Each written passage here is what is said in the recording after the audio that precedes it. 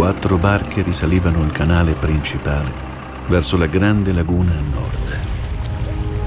Spuntò l'alba, prima che giungessero alla botte di doghe di quercia immersa nel fondo della laguna.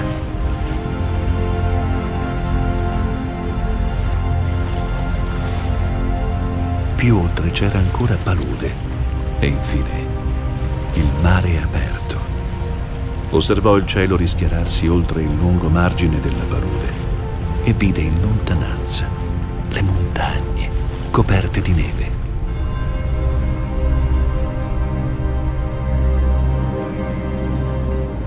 I silenzi sono dolcissimi. I rumori sono quelli di un cefalo che qua e là guizza a mezz'aria e ricade nell'acqua, del richiamo degli uccelli migratori che arrivano dopo un lungo viaggio dai paesi dell'est e scendono con larghe volute sulla laguna di Caorle, rimasta antica nei suoi umori e nel sapore della vita.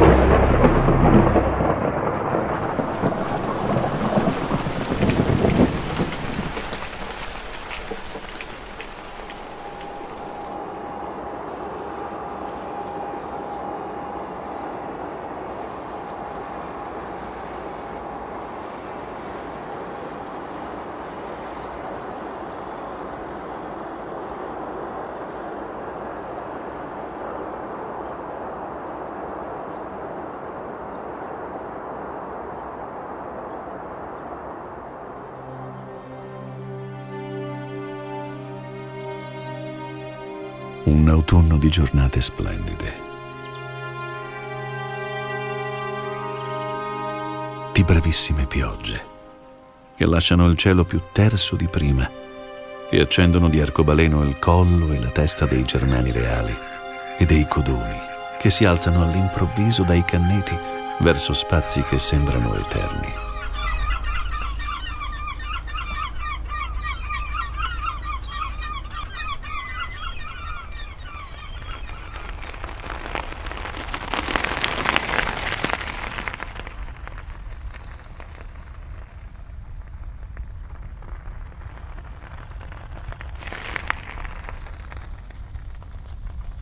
Fecero una curva e attraversarono su un ponte provvisorio il tagliamento. Era verde lungo le rive e qualcuno pescava sulla sponda lontana che precipitava rapida nell'acqua.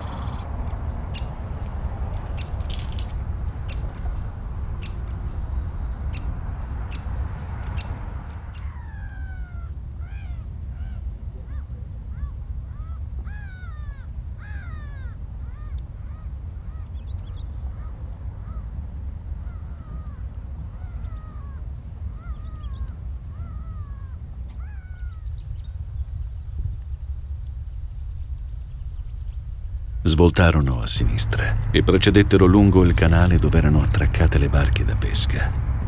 Il colonnello le guardò e si sentì il cuore felice per le belle file nitide delle barche. Non è che siano pittoresche. Al diavolo il pittoresco. Sono soltanto maledettamente belle.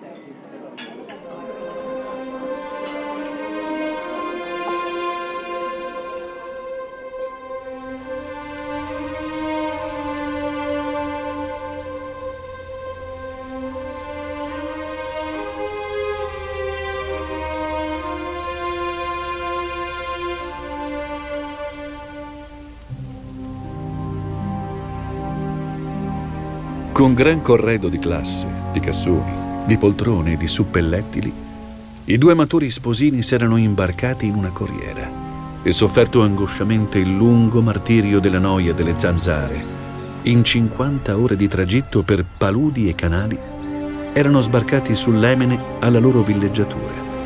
Così i veneziani costumavano chiamare ogni loro casa di terraferma, fosse a Milano o a Parigi, nonché a Portogruaro.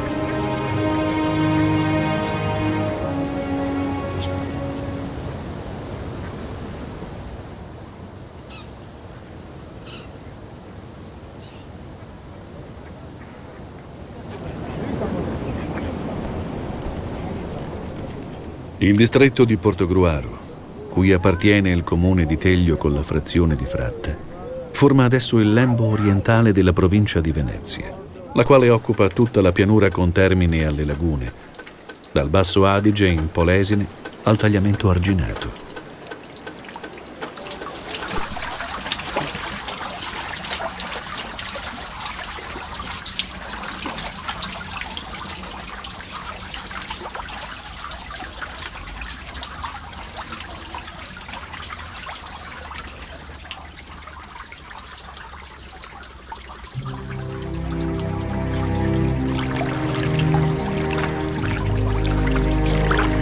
Ti piacerebbe anche vivere in campagna?